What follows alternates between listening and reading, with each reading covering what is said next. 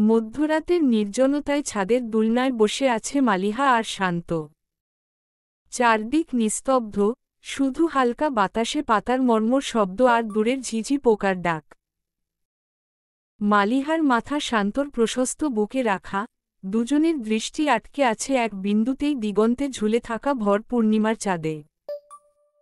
চাঁদের আলো ঝরে পড়ছে দুজনের উপর, যেন শুভ্র সাদা পর্দায় ঢেকে দিয়েছে তাদেরকে। মালিহার চুলগুলো বাতাসে এলিয়ে শান্তর কাঁধে ছুঁয়ে যাচ্ছে। শান্ত ধীরে ধীরে মালিহার মাথায় হাত রাখল। মালিহা চোখ বুজে মৃদুস্বরে বলল, স্বপ্ন ছিল, এমন এক রাতে তোমার বুকে মাথা রেখে চাঁদ দেখব। আজ সেই ইচ্ছে পূরণ হল। শান্ত হালকা হাসল। তার কণ্ঠে অদ্ভুত শান্তি। স্বপ্ন নয় মলিজান, এটাই আমাদের বাস্তবতা। আজ থেকে প্রতিটি পূর্ণিমার আলোয় তুমি আর আমি থাকব একসাথে। যতদিন আকাশে চাঁদ থাকবে, ততদিন তোমার কপালে আমার হাত থাকবে। শান্ত এবার মালিহার মুখের দিকে গভীর দৃষ্টিতে তাকাল। চোখে ভালোবাসার ঢেউ বয়ে যাচ্ছে। মায়া ভরা কণ্ঠে বলল, ওই চাঁদটাও হয়তো তোমাকে দেখে হিংসে করছে, মলিজান। তোমার সৌন্দর্যের সামনে তার আলো আজ ম্লান। মালিহা মিষ্টি হেসে কাঁধে হালকা চাপ দিল। ইয়ারা, কি যে বলো না শান্ত এসব। কিছুক্ষণ দুজন চুপচাপ থাকল। বাতাসে ঝরে পড়া রাতের নির্জনতা কথার থেকেও গভীর। হঠাৎ মালিহা মৃদু স্বরে বলল, শান্ত, আমি যদি একদিন হঠাৎ হারিয়ে যাই, তখন তুমি কি করবে? শান্তর চোখ হঠাৎ গাঢ় হয়ে উঠল। বুকের ভেতর থেকে নিঃশ্বাস গরম হয়ে বের হল। সে ধীরে ধীরে মালিহার হাত নিজের হাতে নিয়ে দৃঢ় স্বরে বলল, হারাতে দিলে তো হারাবে। আমি কখনো হারাতে দেব না তোমাকে। আমার বুকের মধ্যখানি খুব যত্ন করে আগলে রাখব।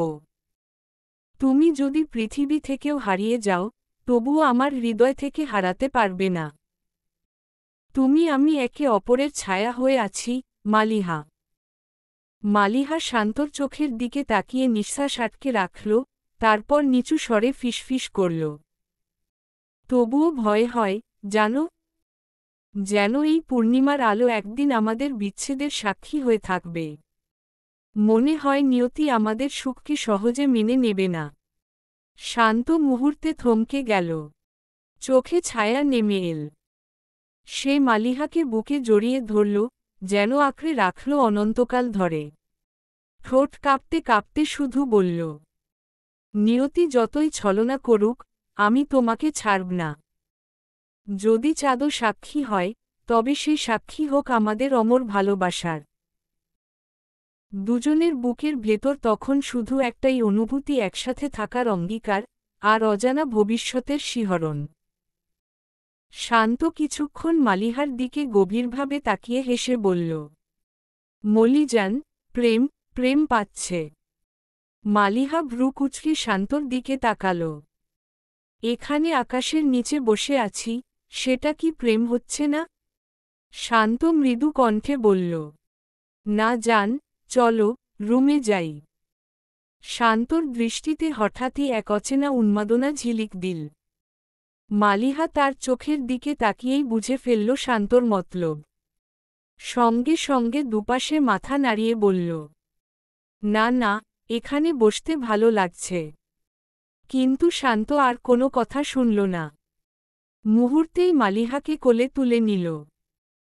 লম্বা চুলগুলো বাতাসে এলোমেলো হয়ে উঠছে, আর মালিহা শক্ত করে শান্তর টি-শার্টে আঁকড়ে ধরল।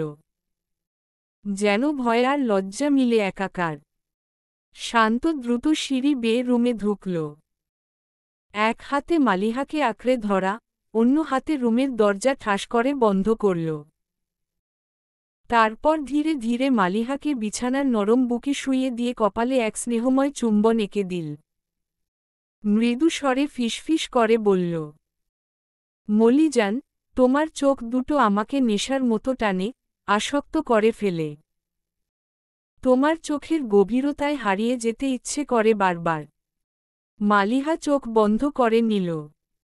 হৃদস্পন্দন দ্রুত হয়ে আসছে, শ্বাস কাঁপছে। শান্তর মুখ এগিয়ে আসছে তার ঠোঁটের খুব কাছাকাছি।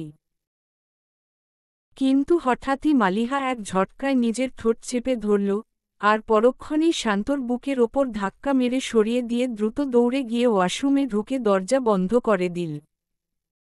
কয়েক মিনিট পর মালিহা ধীরে ধীরে ওয়াশরুম থেকে বেরিয়ে এলো। শান্ত ব্যাকুল হয়ে তৎক্ষণাৎ এগিয়ে এলো। হাত দিয়ে মালিহার কোমল মুখটা ধরে কাপা গলায় জিজ্ঞেস করল, মলিজান, কি হয়েছে তোমার? এতক্ষণ ভেতরে কেন ছিলে? মালিহা ঠোঁটে এক ম্লান হাসি টেনে বলল, তেমন কিছু না, একটু বমি বমি লাগছিল। হয়তো আজ সন্ধ্যায় ফুসকা খাওয়ার কারণেই। শান্তর কপালে ভাঁজ পড়ল। গলায় হালকা রাগের সুর ভেসে উঠল। বলেছিলাম তো ফুসকা খেও না। তবু শুনলে না আমার কথা। সব সময় জেদ ধরো। মালিহা ঠোঁট কামড়ে নিচু চোখে তাকিয়ে রইল। শান্ত নিঃশ্বাস ফেলে কোমল স্বরে বলল, আচ্ছা, এখন চুপচাপ সুন্দর করে ঘুমাবে। আমি আছি। এ কথা বলেই শান্ত মালিহাকে আবার কোলে তুলে নিল, যেন ভাঙা কাচের টুকরোকে বুকে আগলে রাখছে সাবধানে। বিছানায় শুইয়ে দিয়ে আস্তে করে শরীরের ওপর চাদর মুড়ে দিল। তারপর নিজেই কনুইয়ের ওপর ভর করে মালিহার মাথার পাশে শুয়ে পড়ল। আঙুলের স্নেহময় স্পর্শে মালিহার চুলে হাত বুলাতে লাগল। অন্ধকারে ডুবে থাকা ঘরের ঠান্ডা ফ্লোরে নিথর হয়ে শুয়ে আছে এক যুবক। পাশে ছড়িয়ে আছে আধপোড়া সিগারেট। হঠাৎই সে ধীরে ধীরে উঠে দাঁড়াল। ভারী পায়ে এগিয়ে গিয়ে সুইচ টিপতেই ঘর ভরে উঠল ক্ষীণ আলোর ঝলক। আলোয় স্পষ্ট হল নৌশাদের মুখ। কোথায় তার সেই দাম্ভিক চাহনি, কোথায় সেই উদ্ধত্ত? মুখটা ক্লান্তির ছায়ায় ঢেকে গেছে। সিগারেটের তীব্র ধোঁয়া ঠোঁট দুটোকে জ্বালিয়ে দিয়েছে, নিঃশব্দে কষ্টের রেখা এঁকে গেছে সেখানে। নৌশাদ হাত বাড়িয়ে একটি ডায়েরি তুলে নিল। কাপা হাতে কলম চালাল। যার কথা তোমার হৃদয় বেজে ওঠে, সে কি কখনো তোমাকে মনে রাখে? নাকি তোমার স্মৃতি মুছে দিয়ে সে এখন সুখের রাজ্যের অধিবাসী? অবাক বিস্ময়ে কিছুক্ষণ লেখার দিকে তাকিয়ে থেকে হঠাৎই ছিঁড়ে ফেলে ছুঁড়ে মারল কাগজখানি। ঘর যেন তার যন্ত্রণার প্রতিচ্ছবি, এলোমেলো, অগোছালো, বিশৃঙ্খল। ধীর পায়ে এগিয়ে গেল সে বেলকনির দিকে। রাতের নিস্তব্ধতা তাকে আষ্টেপৃষ্ঠে জড়িয়ে ধরল। চারপাশে সুউচ্চ দালানগুলোর সব আলো নিভে গেছে, শহর যেন মৃতপ্রায়। অন্ধকারের বুক চিরে সে একটুখানি দীর্ঘশ্বাস ফেলল। ক্ষীণ কণ্ঠে ফিসফিস করে উঠল, উপরওয়ালা সকলের জীবনে একজন না একজন সঙ্গী দিয়েছেন। ওই দূর আকাশেরও সঙ্গী আছে, চাঁদের পাশে থাকে তারা। চাঁদও একা নয়, কিন্তু আমি? কোটি মানুষে ভরা এই পৃথিবীতে আমি কেন এখনো একা? কণ্ঠে কাঁপন, চোখে অসহায়তা। হঠাৎই ভাঙা সুরে গাইতে শুরু করল নৌশাদ। কেন মেঘ আসে হৃদয় আকাশে? কেন মেঘ আসে হৃদয় আকাশে? তোমারে দেখিতে দেয় না, মোহমেঘে তোমারে দেখিতে দেয় না। রাত থমকে দাঁড়ায়, আকাশও তার সঙ্গে নীরব হয়ে শোনে একাকিত্বের গান। শান্ত কিছুক্ষণ আগেই হাসপাতালে গেছে। আসলে যেতে সে একদমই চাইছিল না, কিন্তু মালিহা একরকম জোর করেই পাঠিয়েছে। শরীরটা ভালো লাগছিল না মালিহার, তাই সে আর যেতে পারেনি। ঘরে একা একা বসে থাকতে থাকতে বুকের ভেতর অদ্ভুত এক শূন্যতা ভর করেছিল। একসময় বিরক্ত হয়ে সে ধীরে ধীরে উঠে দাঁড়াল, তারপর পা টেনে রুমির ঘরের সামনে গিয়ে দাঁড়াল। ভেতরে রুমি তার ছোট্ট ছেলেকে খাওয়াচ্ছে। মালিহা দরজার ফাঁক বলে তাকিয়ে একরাশ হাসি দিয়ে বলল, আসবো ভাবি? রুমি মুখ তুলে তাকাল। ঠোঁটে মিষ্টি হাসি খেলে গেল। আরে মালিহা, এসো না, এটা আবার বলার মতো কথা? মালিহা ভেতরে ঢুকে এল। রুমি সত্যিই অনেক ভালো একজন মানুষ। মিষ্টি স্বভাবের, তার সঙ্গে মালিহার বেশ ভালো মিল। জন একসঙ্গে থাকলেই যেন এক ধরনের শান্তি অনুভব হয়। ছোট্ট আদনান মায়ের কোলে বসে আছে। বয়স বেশি না হলেও তার চোখমুখে অদ্ভুত এক আকর্ষণ আছে। অস্পষ্ট শব্দে কিছু বলতে চায়, অথচ তা কেউ ঠিকমতো বোঝে না। তবুও সেসব শব্দ শুনলেই মনে হয় পৃথিবীর সবচেয়ে মধুর ভাষা।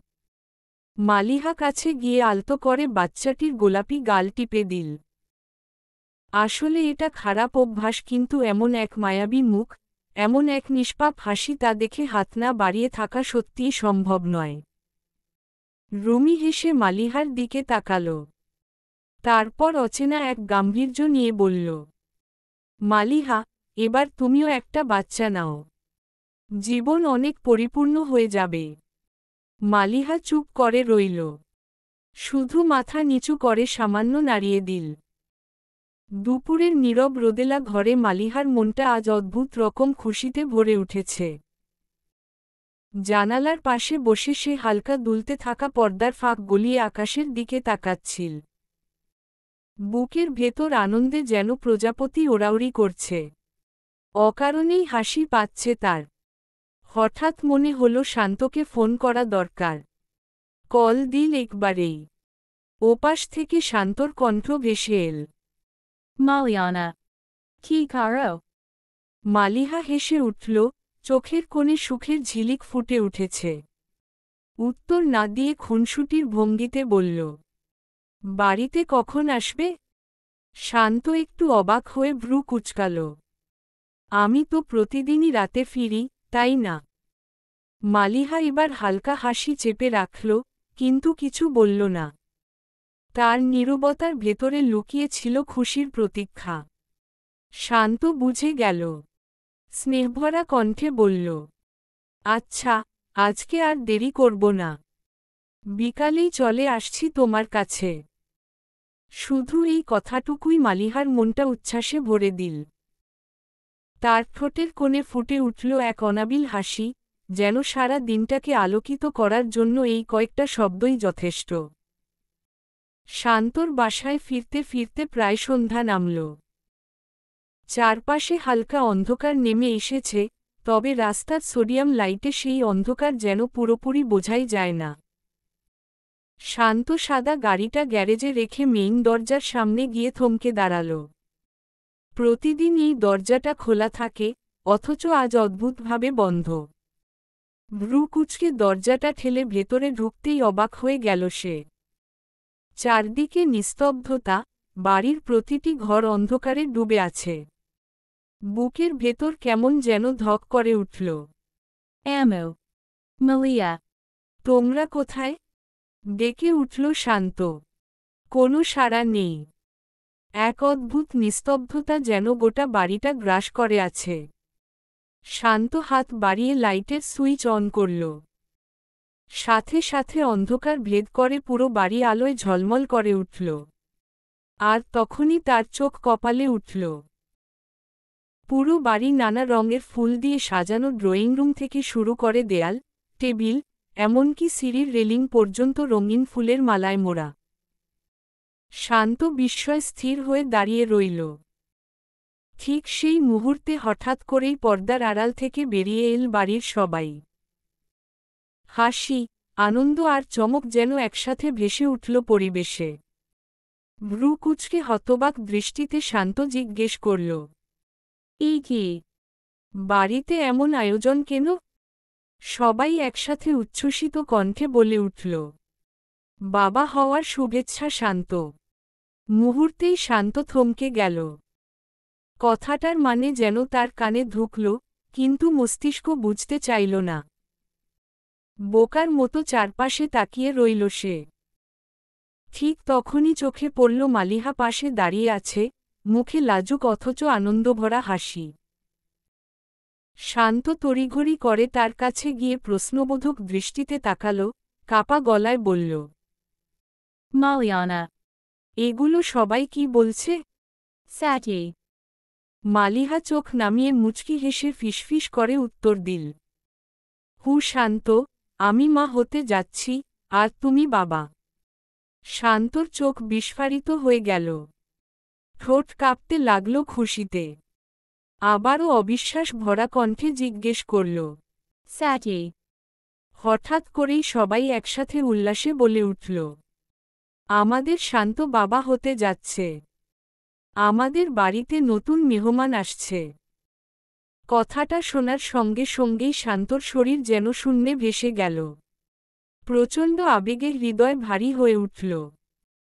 আর ঠিক তখনই ধপ করে মেঝেতে লুটিয়ে পড়ল শান্ত। সবাই হতবাক হয়ে তাকিয়ে রইল। মালিহা দৌড়ে গিয়ে স্বামীর পাশে বসে পড়ল। ডাক্তারি পড়াশোনার সুবাদে তার চোখ এক ঝলকেই বুঝে নিল শান্ত অজ্ঞান হয়ে গেছে। শান্তর অজ্ঞান হওয়া দেখেও মালিহা হেসে ফেলল। স্নিগ্ধ চোখে স্বামীর দিকে তাকিয়ে বিড়বিড় করে বলল, কি একটা অবস্থা, অজ্ঞান হয়ে গেল বাবা হওয়ার খবরে। সবার অস্থিরতা আর দৌড়াদৌড়ির মাঝে অবশেষে শান্তর জ্ঞান ফিরল। চারপাশে ভিড় জমে আছে। মালিহা কপালে আলতো করে হাত বুলিয়ে দিচ্ছিল। হঠাৎ শুভ্র হাসিমুখে মজার স্বরে ঠাট্টা করে উঠল। কি ভাই শান্ত, ডক্টর হয়েও বাবা হওয়ার খুশিতে অজ্ঞান হয়ে গেলি? মুহূর্তেই চারপাশে হো হো করে হাসির রোল উঠল। পরিবেশটা আনন্দে ভরে গেল। শান্ত কিছুটা লজ্জা, কিছুটা আবেগে ভেসে উঠে মালিহাকে শক্ত করে জড়িয়ে ধরল। তার চোখে চিকচিক করছে জল, কণ্ঠ ভারী হয়ে গেছে। দূরে দাঁড়িয়ে সবকিছু দেখছিল কাজল। শান্ত আর মালিহার সেই আলিঙ্গনের দৃশ্য তার চোখে যেন কাটার মতো বিঁধল। হঠাৎ তার চোখ ভিজে উঠল। কিন্তু জলটা আনন্দে নামল নাকি বুকভরা কষ্টে সে নিজেই বুঝতে পারল না। ঠিক তখনই কাজলের কাঁধে ভরসার মতো এক হাত পড়ল। চমকে ঘুরে তাকাতেই দেখে তাওহিদ দাঁড়িয়ে আছে। কাজলের স্বামী। তাড়াহুড়ো করে চোখ মুছে ফেলল কাজল। তাওহিদ গভীর দৃষ্টিতে তাকাল তার স্ত্রীর দিকে, কণ্ঠে ক্লান্তি মিশে। তুমি কাঁদছ, কাজল? কোনো উত্তর দিল না কাজল। চোখ নামিয়ে রাখল। তাওহিদ হালকা দীর্ঘশ্বাস ফেলে আবার বলল, নিজের স্ত্রীর চোখে অন্য পুরুষের জন্য কান্না দেখার চাইতে পৈশাচিক কষ্ট পৃথিবীতে আর কিছু নেই। এ কথা বলেই তাওহিদ ধীরে ধীরে সরে গেল। কাজল স্তব্ধ হয়ে তাকিয়ে রইল তার পেছনে দিকে। বুকের ভেতরটা মোচড় দিয়ে উঠল। তার খুব অবাক লাগে এখনো পর্যন্ত সেই মানুষটা, যাকে সমাজ স্বামী বলেই ডাকে, কখনো জোর করে স্পর্শ করেনি তাকে। অথচ পৃথিবীতে এমন পুরুষ কয়টা আছে তা কাজলের জানা নেই। তবু সেই মানুষটাকেই সে কষ্ট দিচ্ছে, তার অশ্রু ঝরাচ্ছে অন্য পুরুষের জন্য। অথচ যার জন্য সে ভেঙে যাচ্ছে ভেতর থেকে, সেই মানুষটা তো নিজের প্রিয় নারীকে নিয়ে দিব্যি হাসছে, খেলে যাচ্ছে সুখে শান্তিতে। কাজল শান্তর দিকে নির্বিশেষে তাকিয়ে থেকে বলল, আপনাকে না পাওয়ার আক্ষেপ সারাজীবন থাকবে আমার শান্ত ভাই। পূর্ণিমার স্নিগ্ধ রাতে চারদিক ভেসে যাচ্ছে সাদা জোছনার আলোয়। নিস্তব্ধ চারপাশ, শুধু প্রকৃতির নীরবতা আর মাঝে মাঝে রাতের হাওয়ার মৃদু শো শো শব্দ। সেই জ্যোৎস্নাভরা আকাশের নিচে বসে আছে এক সুখী দম্পতি। তাদের মুখে যে হাসি ফুটে আছে, তা দেখে মনে হয় চারপাশের অন্ধকারও হয়তো হিংসে করে নিঃশব্দে গলে যাচ্ছে। মালিহা বসে আছে দোলনায়, চোখ ভরা মুগ্ধতায় আকাশের দিকে তাকিয়ে। চাঁদের আলো মেখে তার মুখটা আরও উজ্জ্বল হয়ে উঠেছে। শান্ত দাঁড়িয়ে আছে তার ঠিক পেছনে, খুব ধীরে দোলনায় হালকা করে ধাক্কা দিচ্ছে। বাতাসের সাথে মালিহার চুল উড়ছে, শান্ত সেই দৃশ্য দেখে মুগ্ধ হয়ে যায় প্রতিবারই। একসময় শান্ত দোলনা থামিয়ে মালিহার পেছনে ঝুঁকে পড়ল। নিঃশব্দে দুই হাত দিয়ে আলতো করে জড়িয়ে ধরল তার গলা। হঠাৎই আপন টানায় মালিহা কেঁপে উঠল, কিন্তু এক মুহূর্তের মধ্যেই চোখ বন্ধ করে নিল। তার ঠোঁটে এক তৃপ্তির হাসি খেলে গেল, যেন পরম ভালোবাসার আশ্রয় পেল সে। জোছনার আলো, রাতের নীরবতা আর দুজনের হৃদয়ের ধ্বনি সব মিলিয়ে মুহূর্তটা হয়ে উঠল চিরন্তন। শান্ত এবার ধীরে করে মালিহার সামনে এসে হাঁটু ভেঙে বসল। রাতের হালকা জোছনা তাদের চারপাশে মৃদু সান্নিধ্য বুনছিল। শান্ত নিঃশব্দে বসে কিছুক্ষণ মালিহার কোলে মাথা রেখে রইল, যেন এই ক্ষণটিই চেপে ধরে রাখতে চায়।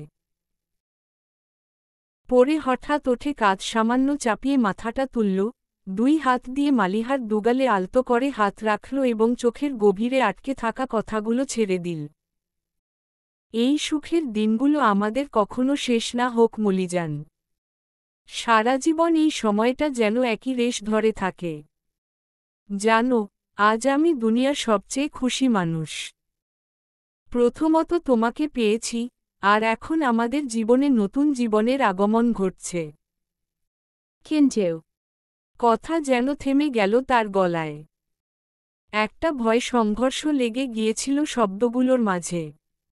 মালিহার কণ্ঠে জিজ্ঞাসা ঝরে উঠল, কিন্তু?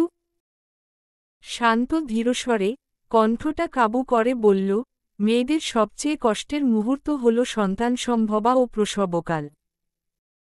আমার ভয় আছে, মলিজান উপরওয়ালা যেন তোমায় কোনো কষ্ট না দেয়। যদি তোমার কিছু হয়ে যায়, আমি বাঁচব না। তার শব্দগুলো ভেজা, চোখে অশ্রু ঝলমল ভয়, দায়বদ্ধতায়, এক অপরিসীম ভালোবাসায় একসাথে মিশেছিল। মালিহা শান্তের হাতে হাত রেখে কোমল হেসে লাজুক স্বরে বলল, আমার শান্ত পাশে থাকলে আমি পৃথিবীর কোনো বিপদকেই ভয় পাব না। তোমার ভালোবাসা আমার ঢাল, তাই আমি দৃঢ়। তুমি পাশে থাকো, আর আমি লড়ব সমস্ত ঝড় ঝাপটা। শান্ত সেই কথা শুনে আবার মালিহাকে আরও কাছে টেনে নিল। তাদের নিঃশ্বাস ধীর হয়ে, চাঁদের আলো দুজনের কপালে নরম ছোঁয়া দেয় তাদের অঙ্গীকারের সাক্ষী।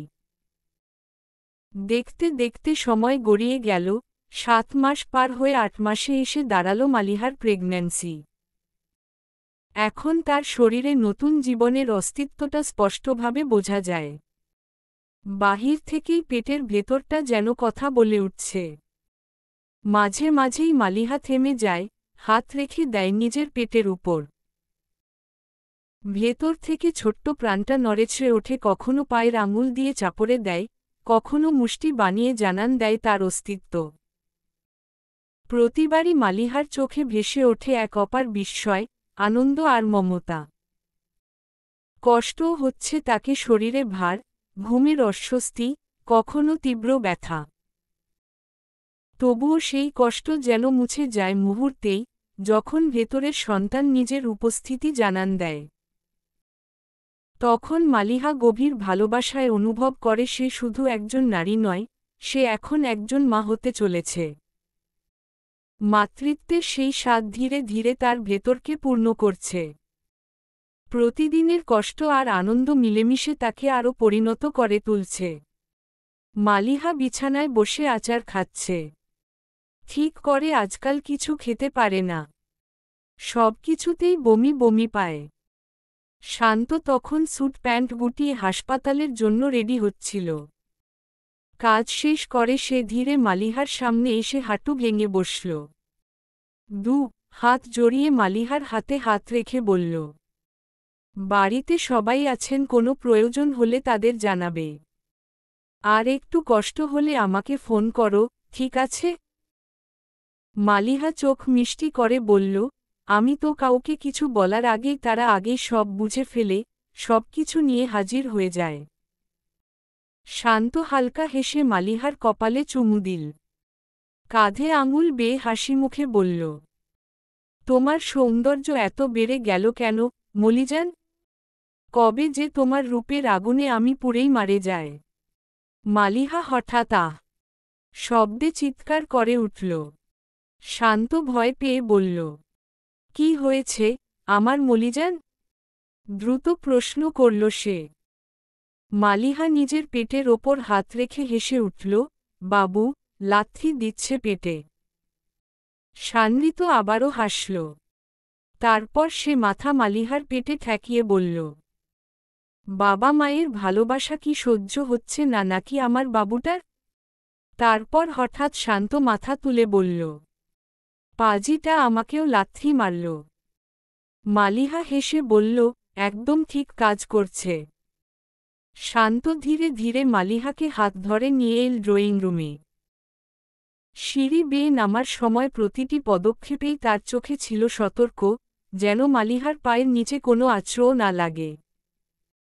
নিচে এসে বসে আছে সুফিয়া বেগম, নজরুল আহসান আর কাজলের মা। মালিহাকে সোফায় আলতো করে বসিয়ে শান্ত বেরিয়ে গেল, তবে বেরোনোর আগে বারবার পিছনে ফিরে তাকাচ্ছিল, যেন চোখ দিয়ে বলছে, ভালো থেকো মলিজান, আমি তাড়াতাড়িই ফিরছি। মালিহা আস্তে করে সোফায় হেলান দিল। তার ক্লান্ত মুখে মাতৃত্বের কোমল আভা। সুফিয়া বেগম মমতা ভরা গলায় বললেন, কি খাবে মা? আমি এখনই কিছু বানিয়ে দিই। মালিহা মৃদু হাসল, মাথা নাড়িয়ে বলল, না মা, কিছু খেতে ইচ্ছে করছে না। এখন শরীরটা কেমন যেন লাগছে। নজরুল আহসান তৎক্ষণাৎ ব্যস্ত স্বরে এগিয়ে এলেন।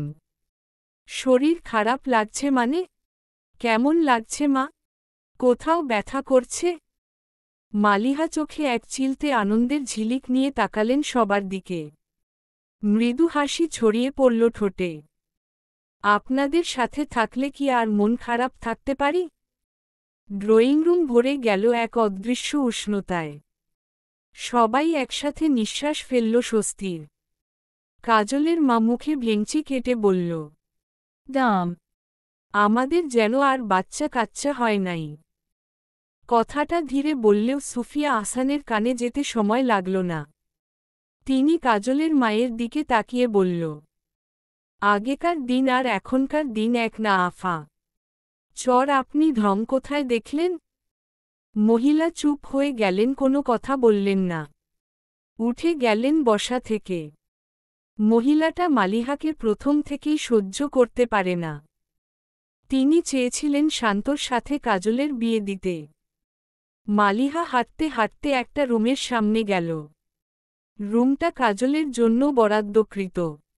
কাজল এই বাড়িতে থাকে না। গতকালই এসেছে বেড়াতে স্বামীর বাড়ি থেকে। তাওহিদ গতকাল এসে কাজলকে পৌঁছে দিয়েই চলে গেছে।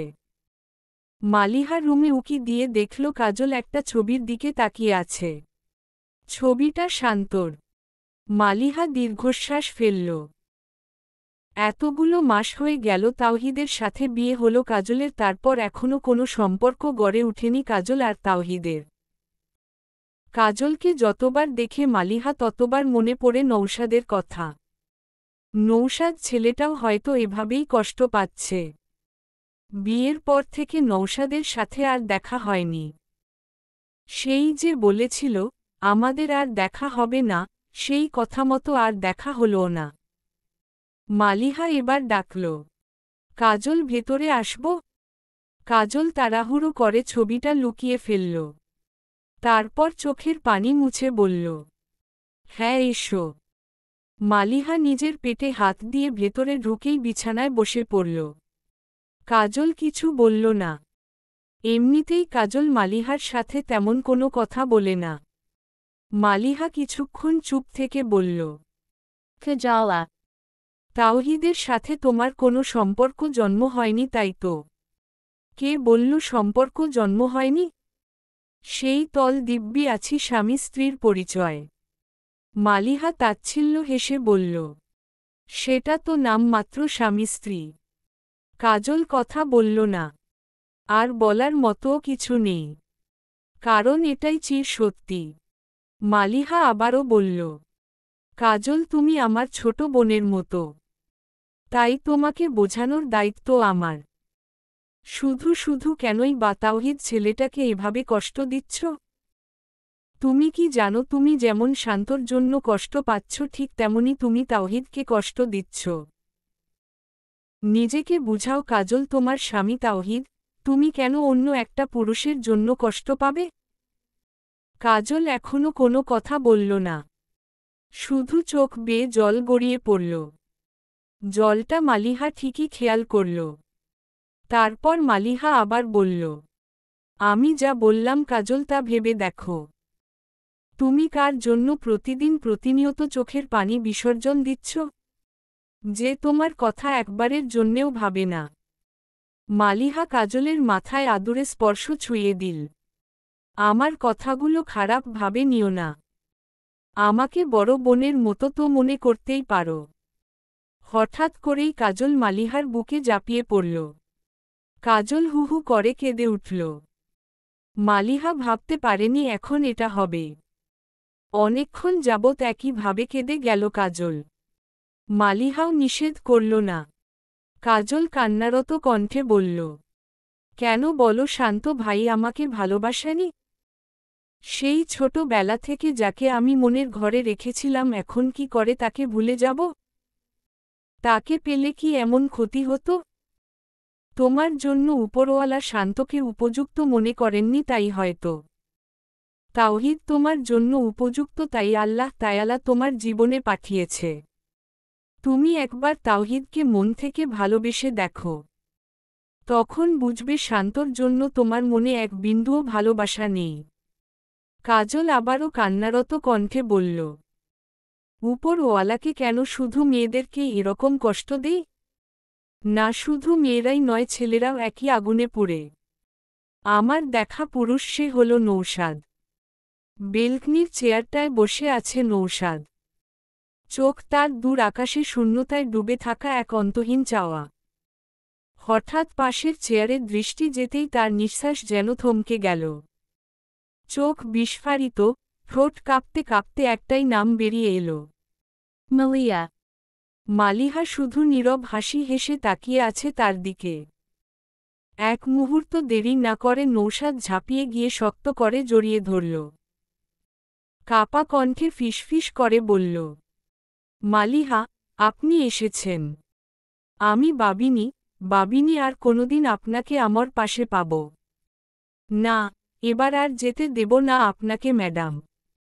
সারা জীবন আমার বুকের মাঝে আগলে রাখব। আমার সব ভালোবাসা ঢেলে দেব শুধু আপনাকেই। মালিহা তখনও চুপ, শুধু তার চোখের গভীরতায় অদ্ভুত এক শান্তি। নৌশাদ হঠাৎ উচ্ছ্বাসে বলে উঠল, দাঁড়ান, আপনার জন্য আমি লাল শাড়ি এনে রেখেছি। লাল শাড়ি, লাল চুড়ি, এগুলো পরলে আপনাকে একদম রানীর মতো লাগবে। আমার রানী। সে দৌড়ে রুমে ঢুকল। ওয়ারডোরব খুলে কাপা হাতে বের করল লাল শাড়ি আর লাল চুড়ি। আবার দৌড়ে ফিরে এল কিন্তু এসে থমকে দাঁড়াল। চেয়ারটা খালি। কেউ নেই সেখানে। চোখ পলক ফেলতে ফেলতেই সব মিলিয়ে গেছে। কেবল শূন্যতা। এবারও নৌশাদের কল্পনায় মালিহা এসেছিল। নৌশাদের বুকের ভেতরটা ভেঙে গেল। ফ্লোরে লুটিয়ে বসে পড়ল। শাড়িটা বুকের সঙ্গে জড়িয়ে ধরে হাহাকার ছুড়ে দিল আকাশে। কিন্তু সেই আর্তনাদ চার দেওয়ালের ভেতরেই বন্দি রইল। কেউ শুনল না, কেউ জানল না। শুধু লাল শাড়ির রং মিশে গেল তার চোখের জলে। নৌশাদের নিঃসঙ্গতার কাহিনী হয়ে রইল চিরকাল।